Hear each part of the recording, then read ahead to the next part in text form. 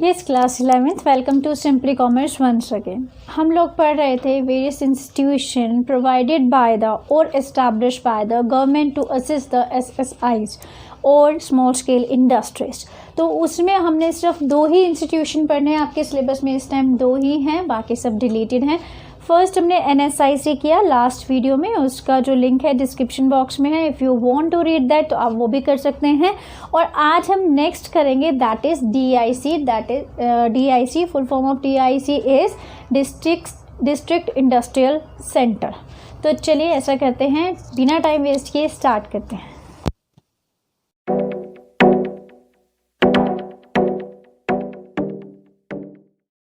इस class start करते हैं आज का topic that is district industrial centre. तो हम लोग अगर पुराने अपने वीडियो पे जाएं, पूरा लास्ट जो हमने टॉपिक किया था वो क्या था, NSIC, national small industrial corporation, ठीक है ना।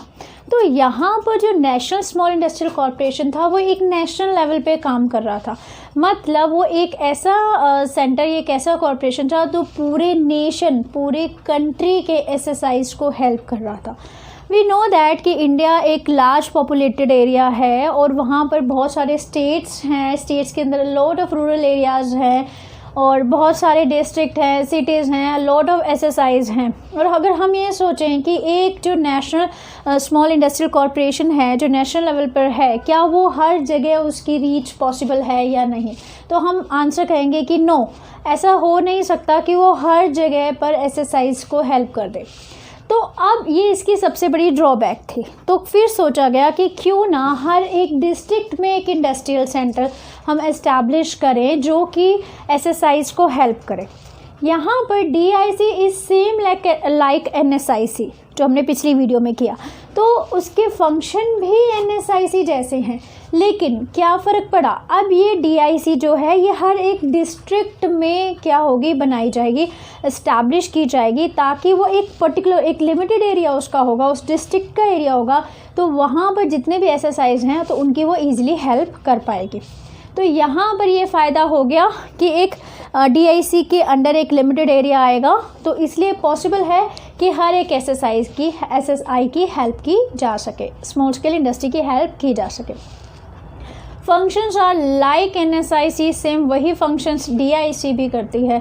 लेकिन 1 नंबर का क्वेश्चन जब इसमें आता है तो वो आपकी टीचर क्या देती है कि एक ऐसे इंस्टीट्यूशन का नाम बताइए जो कि एक ही रूफ के अंडर सारी सर्विसेज प्रोवाइड करती है, डिस्ट्रिक्ट लेवल पे इस्टेब्लिश की जाती है, तो वो क्या होगी, डीआईसी। तो डीआईसी क्या करती है, एक ही रूफ के अंडर आपको बहुत सारी सर्विसेज प्रोवाइड करती है, एक एसएसआई को बहुत सारी सर्विसेज प्रोवाइड करती है। टेक्निकल गाइडेंस होगी, फाइनेंस की होगी, मार्केटिंग फैसिलिटी होगी, रॉ मटेरियल अवेलेबल कराना और ये सब चीज़ें, टेक्नोलॉजिकल गाइडेंस देना, तो ये सब चीज़ें एक ही रूफ के अंदर मिलती हैं, मतलब डीआईसी के अंडर दी जाती हैं, राइट। अब डीआईसी के फंक्शंस तो सेम रहेंगे। एक बार पढ़ लेते हैं डीआईसी कब इस्टेब्लिश हुई। मैंने कहा था 1 मार्क का क्वेश्चन बनेगा, तो ये भी बन सकता है कि इस्टेब्लिश कब हुई। एक्चुअली इसका जो आइडिया आया कि ऐसा इस्टेब्लिशमेंट होना चाहिए, ऐसा कॉरपोरेशन होना चाहिए, सेंटर होना चाहिए, वो आइडिया आया था 1977 में। लेकिन जब ये इस्टेब्लिश कब हुआ, 1978 में। हम इसको सोच चुके थे 1977 में ऐसा होना चाहिए, बट एस्टैब्लिशमेंट पूछे आपसे तो ये 1978 में एस्टैब्लिश हुई थी। तो इट वाज द आइडिया या कंसेप्ट केम इन 1977, बट ये जो एस्टैब्लिश हुए 1978, और इनका ये था कि एक ही रूफ के अंडर या एक ही प्लेस पे सारी सर्विसेज एसएसआईज को प्रोवाइड कराना। अब फाइनेंस कहाँ से आता है, ये पैसा कहाँ से आएगा, तो ये पैसा कहाँ से आएगा, नेशनल लेवल था तो वो तो सेंटर ही पैसा दे रही थी सारा का सारा। अब ये डिस्ट्रिक्ट लेवल पे है तो ये तो नेचुरली स्टेट का भी कुछ ना कुछ बनता है, डिस्ट्रिक्ट लेवल पे हो रहा है, तो ऐसा करते हैं सेंट्रल गवर्नमेंट और जो स्टेट गवर्नमेंट है, sorry for the disturbance, yes, तो कहाँ से पैसा आ रहा है, क्योंकि तो डिस्ट्रिक्ट लेवल पे इस्टेब्लिश किया जा रहा है, तो स्टेट का भी कुछ ना कुछ बनता है राइट, पैसा प्रोवाइड कराना। तो यहाँ पर फाइनेंस दोनों की तरफ से आएगा, सेंट्रल गवर्नमेंट भी प्रोवाइड कराएगी और स्टेट गवर्नमेंट भी प्रोवाइड करती है। तो दोनों इक्वल प्रोपोर्शन में प्रोवाइड करते हैं, मतलब हाफ हाफ, मतलब दोनों का शेयर इक्वल रहता है। फाइनेंस जो ये DIC को देते हैं, फिर DIC आगे SSIs को क्या करता है, हेल्प करता है। अब इसके फंक्शन पढ़ते हैं फटाफट। तो first function is arranging for credit. We all know that पैसे की ज़रूरत हर एक SSI को है। नॉट ओनली दैट, हर एक एंटरप्रेन्योर को पैसे की ज़रूरत है अपने बिजनेस को इस्टेब्लिश करने के लिए, उसके ग्रो करने के लिए। तो ऐसे में ये जो DIC हैं ये क्रेडिट प्रोवाइड कराते हैं, वो भी बहुत ही सस्ते या कंसेशनल रेट पे प्रोवाइड किए जाते हैं। Then machinery and equipment, we all know that कि मशीनरी और इक्विपमेंट की ज़रूरत है। सेम फंक्शन हम पढ़ रहे हैं जैसे हमने NSIC में किया था, इसमें कुछ भी चेंजेस नहीं है, ठीक है। जहाँ चेंज आएंगे तो मैं आपको बताऊंगी। सेम हमने NSIC में भी पढ़ा है इसको। Then provision of raw material, तो रॉ मटेरियल भी कई ऐसे होते हैं जो बहुत स्केर्स होते हैं, मतलब बहुत मुश्किल से वो रॉ मटेरियल हम गेट करते हैं। लेकिन यहाँ पर ये जो DIC है इसने अपने सेंटर्स ओपन किए हुए हैं जहाँ पर जो ऐसे रॉ मटेरियल्स हैं वो प्रोवाइड किए जाते हैं to the SSIs on the preferential basis. सबसे पहले इन्हें ही प्रोवाइड किए जाते हैं। उसके बाद next issues permanent registration to SSI, ये न्यू पॉइंट है। Permanent registration, small scale industry अपने आप को रजिस्टर कराती है। नेचुरली हर एक इंडस्ट्री चाहती है कि अपने आप को रजिस्टर कराए, क्योंकि रजिस्ट्रेशन के बेस पे ही उसका एग्जिस्टेंस कंफर्म होता है। लाइक हम लोग अपना डेट ऑफ बर्थ ये सब की चीज़ें सर्टिफिकेट बनवाते हैं ना, तो उसी के बेस पे हमारी एग्जिस्टेंस कंफर्म होती है। तो ऐसे ही हर एक इंडस्ट्री की जो एग्जिस्टेंस कंफर्म होती है कि यस ये भी इंडस्ट्री है इन द मार्केट, तो उसके लिए हर एक SSI को रजिस्ट्रेशन करवाना पड़ता है। तो SSI के जब एक SSI स्टार्ट होती है, अभी प्रोसेस में है, अभी स्टार्ट नहीं हुआ प्रोडक्शन करना, तो उसको एक प्रोविजनल सर्टिफिकेट इशू किया जाता है कि अभी रजिस्ट्रेशन नहीं हुआ, क्योंकि अभी आपने प्रोडक्शन स्टार्ट नहीं किया है।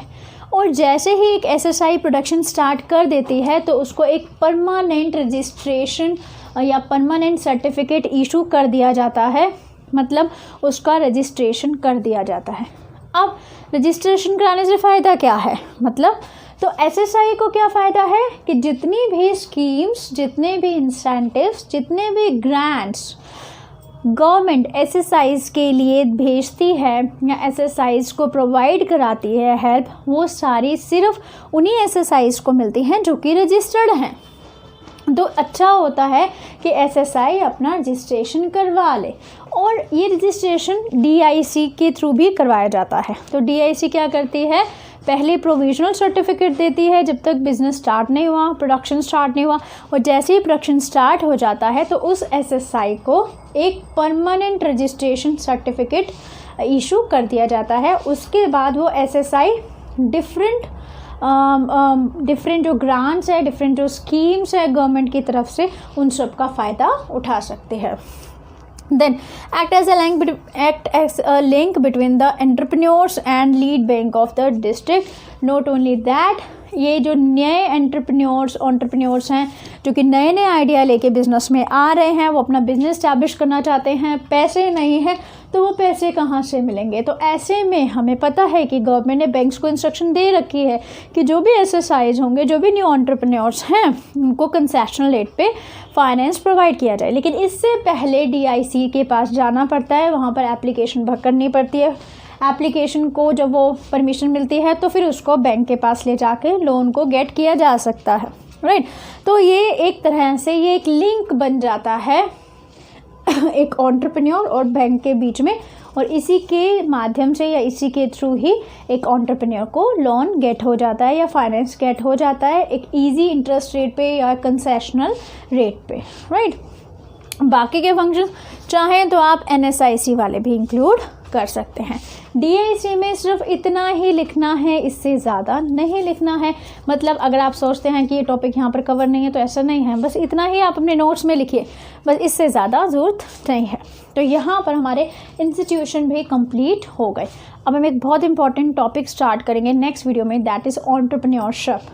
आपको पता है make in India, made in India, ये सारे कंसेप्ट हम लोगों को, ये सारी चीज़ें आ रही हैं हमारे इंडिया में, आ रही हैं क्या, स्कीम्स हैं, लॉन्च हुई हैं, लाइक मेक इन इंडिया 2015 पे लॉन्च हुआ on the eve of Independence Day by mister Narendra Modi. मतलब बहुत सारी स्कीम्स हैं। तो वो एंटरप्रेन्योरशिप में कैसे हेल्प करती हैं, एंटरप्रेन्योर्स कैसे डिफरेंट होते हैं फ्रॉम द बिजनेसमैन, ये सब चीज़ें हम करेंगे हम नेक्स्ट वीडियो में, जहाँ पर हम एंटरप्रेन्योरशिप को अच्छी तरह से पढ़ने वाले हैं। राइट, आज का कंसेप्ट समझ आया तो लाइक का बटन प्रेस करना नहीं भूलना है, कमेंट भी करना है, सब्सक्राइब भी करना है, और लास्ट में हमेशा जो चीज़ मैं बोलती हूँ that is thanks for watching.